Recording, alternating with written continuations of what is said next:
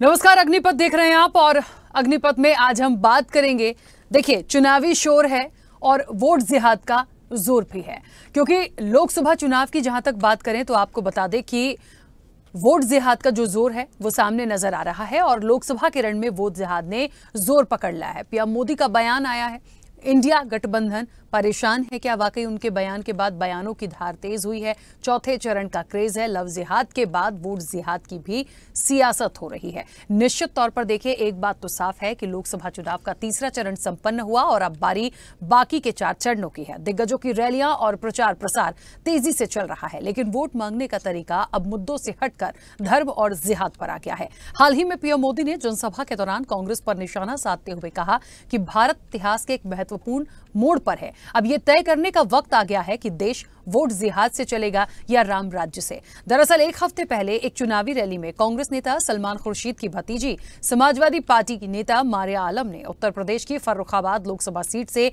India block के उम्मीदवार नवल किशोर शाक्य के पक्ष में वोट जिहाद का आह्वान किया था, जिसके बाद से राजनीति गरमाई हुई है और पीएम मोदी ने इसे लपक भी लिया है। पीएम मोदी ने यह भी कहा कि विपक्ष के इंडी गठबंधन के सहयोगियों को जनता के भाग्य की चिंता नहीं है, वे अपने परिवार को बचाने के लिए चुनाव लड़ रहे हैं। कांग्रेस लोगों की संपत्ति लूटना चाहती है और संविधान के मुख्य वास्तुकार BR अम्बेडकर की तरफ से नौकरियों और शिक्षा में दिए गए आरक्षण के साथ छेड़छाड़ करना चाहती है। तुष्टीकरण और वोट बैंक की राजनीति के लिए कांग्रेस धर्म के आधार पर किसी दूसरे समुदाय को आरक्षण देना चाहती है। अब इन बयानों के बीच बड़ा सवाल यही है कि क्यों बार बार राजनीतिक दल धर्म के आधार पर वोट बैंक की राजनीति कर रहे हैं। एक समय लव जिहाद ने जोर पकड़ा था और अब बात वोट जिहाद पर आ गई। ऐसे में बड़ा सवाल कि अपने मैनिफेस्टो में जिन मुद्दों का जिक्र किया था वो हवा हवाई क्यों होते जा रहे हैं। चर्चा को आगे बढ़ाएंगे, उससे पहले जो बयान है वो आपको सुनाते हैं।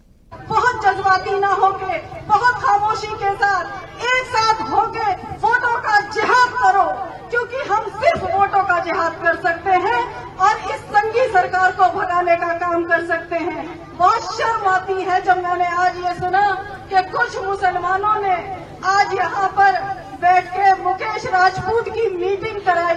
मुझे लगता है समाज से उनका हुक्का पानी बंद कर देना चाहिए। इतने मतलबी मत बनो कि बच्चों की जिंदगियों से खेलो। आज भारत इतिहास के एक अहम मोड़ पर खड़ा है। आपको ये तय करना है कि भारत में वोट जिहाद चलेगा या राम राज्य चलेगा। पाकिस्तान में आतंकी भारत के खिलाफ जिहाद की धमकी दे रहे हैं और यहां के कांग्रेस के लोगों ने भी घोषणा कर दी है, मोदी के खिलाफ वोट जिहाद करो। यानी मोदी के खिलाफ एक खास धर्म के लोगों को एकजुट होकर वोट करने को कहा जाए। चलिए, तो निश्चित तौर पर देखिए, एक लव जिहाद हमने सुना था और अब वोट जिहाद हम इस लोकसभा में सुन रहे हैं।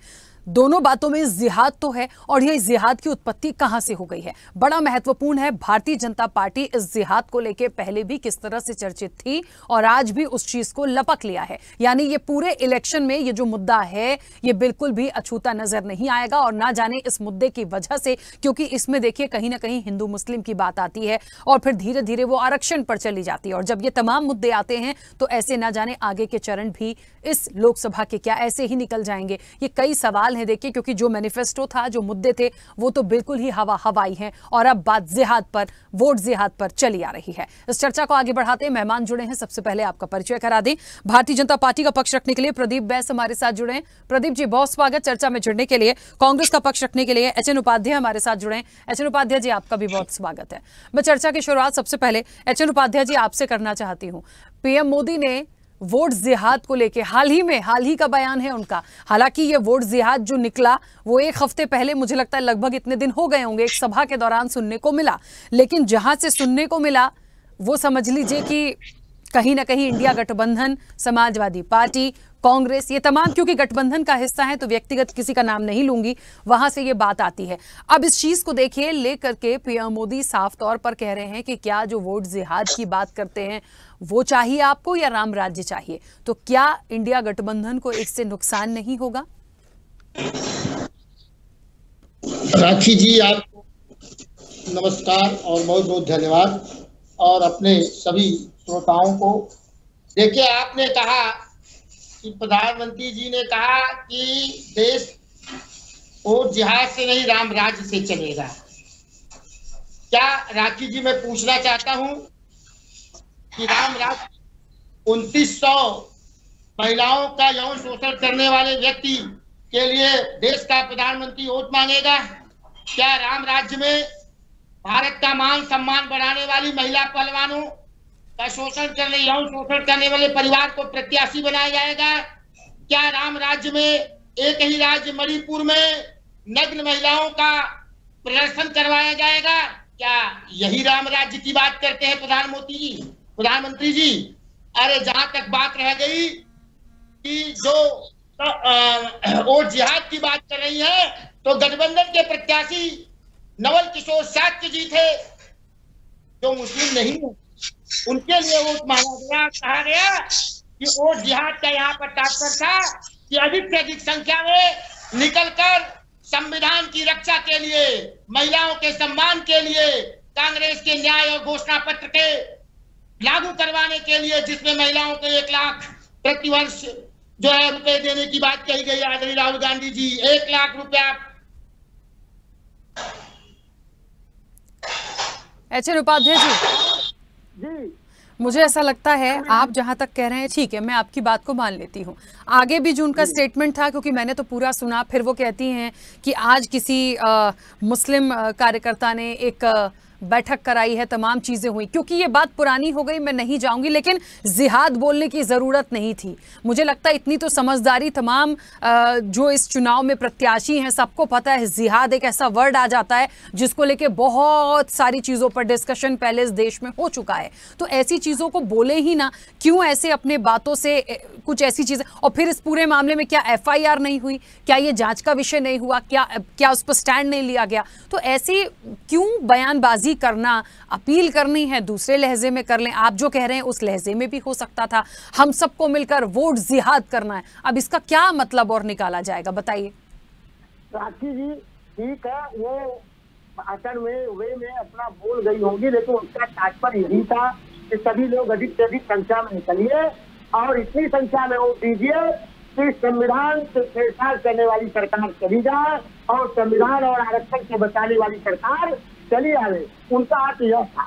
अपनी अपनी भाषा है, अपनी अपनी मर्यादा है। जैसे 1 मिनट राखी जी, जैसे क्या देश के प्रधानमंत्री ये बोले कि आपके 2 भैंस में से 1 भैंस चुरा ली जाएगी, राम मंदिर में बाबरी ताले लग जाएंगे। अरे, कांग्रेस पार्टी तो ताला खुलवाने वाली है, वो ताला क्या लगाएंगे? सुप्रीम कोर्ट के फैसले पर राखी जी वहाँ मंदिर का निर्माण हुआ, जिसको आज के अखबार में, दैनिक जागरण में प्रधानमंत्री जी ने स्वीकारा है पहली बार कि कोर्ट के फैसले से मंदिर बनी।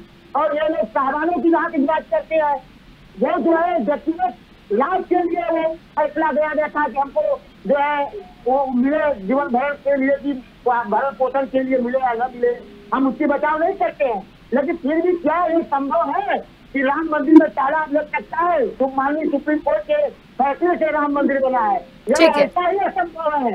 ठीक है एचएन उपाध्याय जी, 1 मिनट, मैं वापस आ रही हूँ। ठीक है 1 मिनट रुकिए, मैं वापस आती हूँ। प्रदीप जी, ये ऐसा ही संभव है जैसे प्रधानमंत्री से सच बुलवाना संभव है।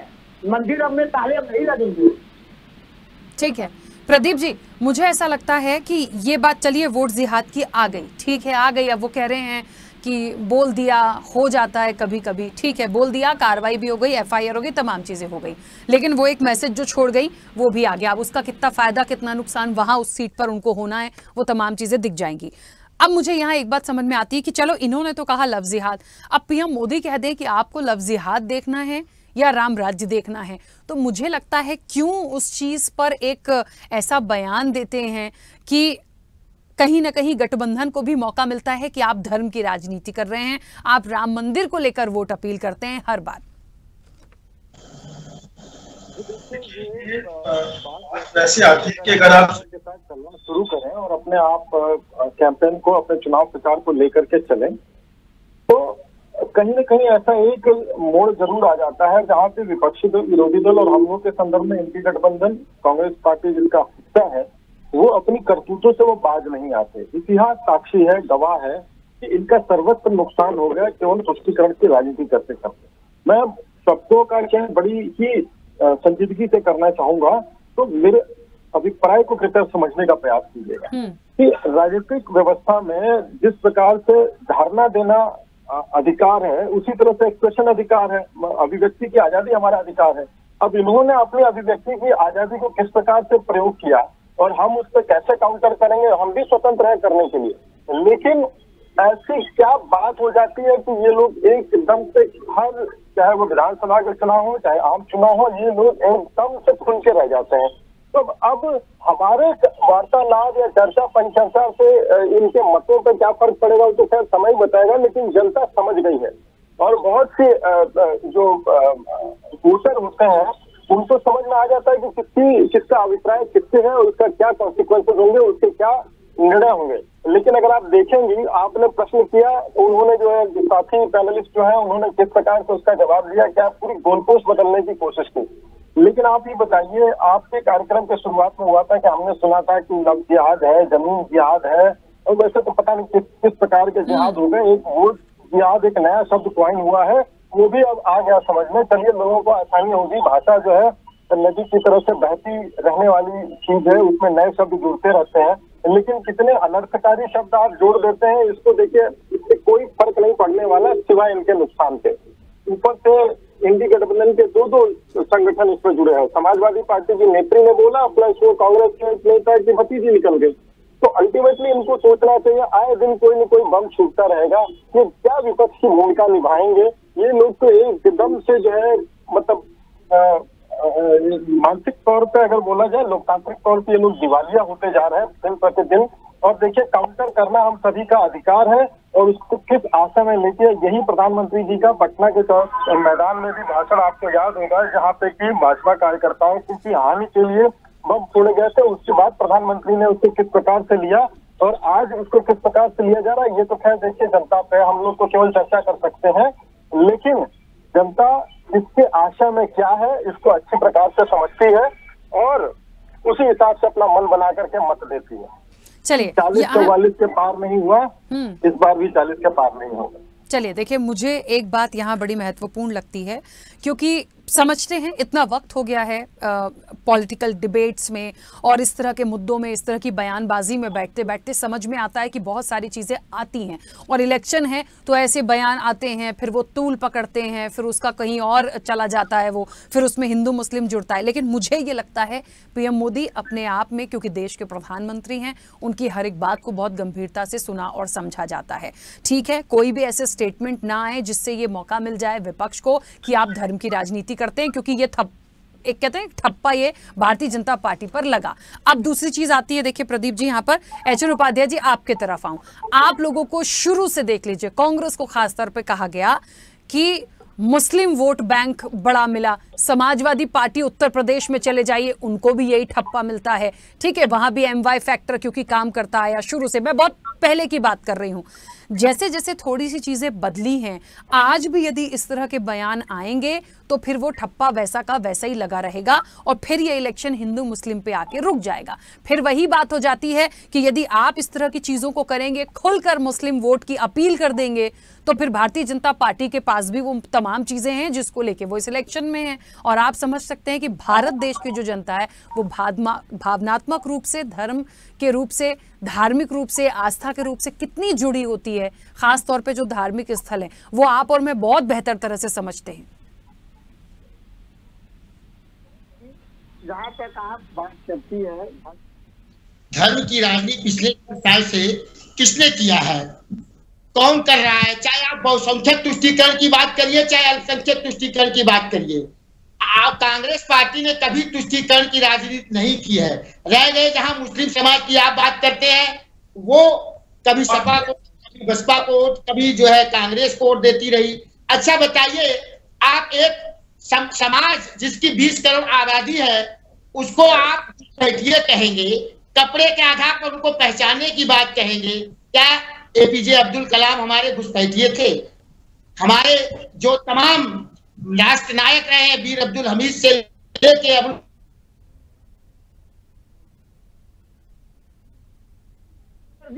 वो घुसपैठिए थे। राखी जी आप बताइए, ये भाषा जब आप बोलेंगे तो उसका अनुसरण नीचे के लोग स्वाभाविक रूप से करेंगे।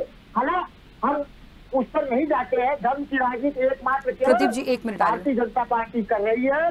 अब आप बताइए, अब यहाँ पर मुद्दे की बात होनी चाहिए, रोजगार की बात होनी चाहिए। कितना आप रोजगार देंगे, कितना आप जो है युवाओं को जो है शिक्षा शक्ति करेंगे, कितना महिलाओं की गरीबी दूर करेंगे, महिला सम्मान कितना देंगे, किसानों की आय कितना आप बढ़ाएंगे, यह बात होनी चाहिए।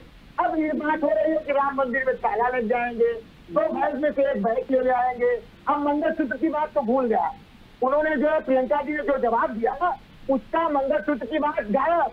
अब आज प्रधानमंत्री जी अडानी अंबानी 10 साल में मिला, जो अपने मित्र को भूल गए 10 साल में। अब हार के हताशा में है, हार के हताशा, हार के निराशा में है। परिणाम से पहले का उनका जो वेद है, परिणाम से पहले जो आने वाला परिणाम 4 जून का, उसका डर है। इससे भाषा बदल जा रही भारतीय जनता पार्टी के नेताओं की। इसलिए कोई मंदिर की बात, कोई बहस की बात, कोई मंगलसूत्र की बात, कोई पाकिस्तान की बात। अरे भाई आपको तो मिल गया 10 साल सत्ता मिला, आप 10 साल में अपना काम बताइए। हम मुद्दे की बात कर रहे हैं, हम अपने घोषणा पत्र न्याय पत्र की बात कर रहे हैं और वो हमारे न्याय पत्र में कमियां खो गई। चलिए, मुझे तो एक बात ये भी यहाँ बड़ी महत्वपूर्ण लगती है कि राजनीतिक दल जो हैं उनकी भी अपनी गाइडलाइंस हैं इस पूरे चुनाव में। इलेक्शन कमीशन ने गाइडलाइंस दे रखी है कि धर्म के आधार पर, आप किसी जाति वर्ग के आधार पर वोट की अपील नहीं करेंगे। उसके बाद खुल के ये सारी चीजें हो रही हैं, पता नहीं कार्रवाई क्यों नहीं होती। मैं तो ये भी अपने आप बड़ा सवाल है कि मतलब उसको भी बड़ा गंभीरता से लिया जाए। यहाँ तो चलिए इस मामले में हो गया क्योंकि वोट जिहाद ही बोल दिया उनने। राखी जी, मैं भी तो ये पूछना चाहता हूँ कि चुनाव आयोग कहाँ निष्पक्ष दिखता है? चुनाव आयोग को निष्पक्ष दिखना है। आप आगे ही देखिए, जब कर्नाटक में चुनाव जीत गया तो चुनाव आयोग ने एक आदेश दिया कि अपने भारतीय जनता पार्टी अपने ट्विटर हैंडल से एक विवादित पोस्ट को हटा दे, जो राहुल गांधी जी, माननीय राहुल गांधी जी के बारे में वो टोकरी वाला था। क्या जब चुनाव जीत गया तब आप बताइए क्या यही निष्पक्षता है? आप और प्रधानमंत्री जी जिस तरह के भाषा बोल रहे हैं, अगर चुनाव आयोग का डर होता तो कदापि नहीं बोलते। अच्छा, एक बात बताइए मुझे बहुत जल्दी से, बहुत संक्षेप में एचएन उपाध्याय जी, ये जो बयान आया था जिसको लेके ये वोट जिहाद की उत्पत्ति हो गई, वोट जिहाद ही बोलूंगी, लफ्ज जिहाद तो आके गया, अब वोट जिहाद चालू हो गया, तो ये उत्पत्ति कहाँ से आई वोट जिहाद की? ये यहीं से आई। तो क्या इसका समर्थन करते हैं? आपको नहीं लगता कि इस तरह का बयान उनको नहीं देना चाहिए था? ऐसा है राखी जी, उनको जिहाद के स्थान पर कुछ और ही बोल देती, जैसे अधिक से अधिक संख्या में निकल कर वोट दीजिए जिससे संविधान को बचाने वाली सरकार बनती है। तो भाषा है उनकी। और हम जहाँ तक हमारा जानकारी है, जिहाद का मतलब क्या होता है? संघर्ष करना, प्रयास करना, अपने लक्ष्य को प्राप्त करने के लिए, हमारी जहाँ तक जानकारी है। और आप भारतीय जनता पार्टी के लोग, तमाम लोग उसका प्रयास लगाते हैं, तो उनसे कहने का यही मतलब था कि संविधान बचाने वाली सरकार हमको बनाना है, इसलिए आप अधिक से अधिक संख्या में निकलकर मतदान करिए। ये भाषा ठीक था। अब ध्यान आ जाए क्योंकि भारतीय जनता पार्टी उलूल जुलूल कोई और शब्द निकलता है उसका अलग अर्थ लगाती है। बताइए हमने कब कह दिया कि मंदिर में ताले लग जाएंगे? चलिए, मुझे लगता है आप भी समझते होंगे कि जिहाद का मतलब क्यों आया। एक लफ्ज जिहाद था तो सर लव तो कुछ और था, उसमें जिहाद क्यों जुड़ा? उसके भी बहुत सारे केसेस हमने देखे। ऐसे यहाँ वोट तो वोट है, अब जिहाद ही क्यों जुड़ा? इसकी गहराई में चले जाएंगे तो बहुत सारी चीजें खुलेंगी। मेरा तो बस ये मानना था कि इस तरह के बयान ना दे तो बहुत बेहतर है। हाँ राखी जी, मैं भी एक शिक्षक हूँ, शिक्षक के नाते मैं जिहाद का अर्थ यही जानता हूँ, जो व्यावहारिक रूप से मैं जानता हूँ, सैद्धांतिक रूप से, कि अपने लक्ष्य के लिए नैतिकता के आधार पर मूल्यों को ध्यान में रखकर आप परिश्रम करिए। अब उसका अर्थ कौन क्या लगाता है, कौन क्या कहते चाहता है, नौजवान में भी यही होना चाहिए। ठीक है, चलिए एचएन उपाध्याय जी मैं रोकूंगी मैं आपको। प्रदीप जी कुछ कहना चाह रहे हैं, प्रदीप जी अपनी बात रखिएगा। देखिए, जहाँ तक तुष्टीकरण की राजनीति की बात आई, हमने तो कुछ क्षण पहले हमने बोला तो एक बात सीधी सी जानने वाली है कि कांग्रेस पार्टी जो है ना, इससे अब चाहे कितने भी एक्सक्यूज दे लें, कितनी भी बातें कर लें, कितनी भी लॉजिक कर लें, देश की जनता समझ चुकी है। अब 4 तारीख को ये क्लियर हो जाएगा, हम जो बातें बोल रहे हैं उनसे मोहर 4 तारीख को लग जाएगी। अगर हमारी बातें गलत होंगी तो कुछ और परिणाम होंगे। लेकिन कांग्रेस की ये फितरत हो गई है। आज इन्होंने इतना बड़ा इंडी गठबंधन बनाया है, इसके बनाने में लगभग 8 से 9 महीने इन्होंने लगा दिए, लेकिन वही ढांचे 3-5 सिफर होता है, इसका रिजल्ट सिफर होता है। तो इनकी जो कन्विंसिंग पावर है या जो बातें हैं, पता नहीं ये लोग कैसे मैनेज करते हैं, क्या करते हैं, कितनी देर तक मेहनत करते रहते हैं। कोई एक आदमी आता है, बम फोड़ता से निकल लेता है, अब फिर उसकी पूरी जो है समेटने में कांग्रेस पार्टी लग जाती है। अब आज की ताजा घटनाक्रम हालांकि वो हमारे चर्चा का विषय नहीं है, लेकिन अब बताइए, इनके अगर कार्यकर्ताओं के मन में इसी तरह की बातें आती रहेंगी तो किससे कंक्लूजन निकाला जाएगा? कौन है ऑथराइज व्यक्ति की जो बोले वही उसी को सही माना जाए, बाकी किसी को नहीं माना जाए? ऐसा थोड़ी होता है राजनीतिक दलों में। छोटे से छोटे कार्यकर्ता अगर कुछ कह देते हैं, बात फिसल जाती है, जुबान फिसल जाती है, तो उसका कितना खामियाजा भुगतना पड़ता है। लेकिन अगर कांग्रेस पार्टी इसी चीज को दोहराती रही तो इनका रसातल में तो यही है, इसके ऊपर और चला जाना कोई नई बात नहीं होगी। आपके समय को देखते हुए मैं बस इतना कहूंगा कि इनकी शुरुआत केवल और केवल कांग्रेस पार्टी ने की है। धार्मिक आधार पर जो है तुष्टीकरण और उसके लाभ को देखते हुए उसका चुनाव में प्रयोग करना केवल और केवल कांग्रेस ने ही इसको किया। अच्छा, लेकिन प्रदीप जी एक छोटी सी बात कहना चाहती हूँ। वो जो कह रहे हैं ठीक है, उनने कह दिया, पीएम मोदी तो कम से कम ना बोलें कि आपको राम राज्य चाहिए या फिर आपको वोट जिहाद चाहिए। आप समझिएगा ये बात मैं क्यों कह रही हूँ। वो जो एक ठप्पा लगा हुआ है ना, वो उसकी पुष्टि कर देता है। नहीं राखी जी, देखिए, जिस विचार से आप ये प्रश्न उठा रही है ना, धरातल में अगर कहें राजनीतिक कमेंट्स में इस स्थिति से चीजें बहुत आगे निकल चुकी हैं। इतनी आगे निकल चुकी है कि उनको बैक ले आना मुश्किल है। आप और आपका चैनल की मैं भावना को बड़ा आदर कर रहा हूँ, सम्मान कर रहा हूँ, लेकिन जो राजनीतिक चर्चा परिचर्चा है, इससे हम ही नहीं, हम तो अपनी को निजत बचाए घूम रहे हैं। लेकिन उससे बातें और उसका जो काउंटर करने का तरीका है और जो शब्दावली प्रयोग करने का तरीका है, वो बहुत आगे निकल चुका है। इतना आगे कि हम उसको खींच के ले आना भी चाहें, अगर खींच करके वो जो होता है ना, रस्सी खींच करके ले आए, तो भी हम उसको ले आ नहीं सकते। ठीक है, चलिए, समय की सीमा है, विषय भी ऐसा है और वक्त की जरूरत है, लेकिन मुझे बीच में रोकना होगा, समय की सीमा। आप दोनों का बहुत शुक्रिया इस चर्चा में जुड़ने के लिए। निश्चित तौर पर देखिए, एक बात तो है, चुनावी शोर है, लगातार 4 चरण और बाकी हैं और अब यहां पर वोट जिहाद का जोर दिख रहा है। अब वोट जिहाद के मायने क्या हैं, इस पर मैं नहीं जाऊंगी, क्योंकि जिसका जो मतलब है वो बहुत स्पष्ट हो चुका है। अपना अपना बचाव ये करेंगे, लेकिन बोलकर आप जनता को बेवकूफ नहीं बना सकते। अब देखते हैं आने वाले समय में ये कहां तक और मामला बढ़ता है। चर्चा में इतना ही। बने रहिए स्वदेश न्यूज के साथ। सबसे पहले देश।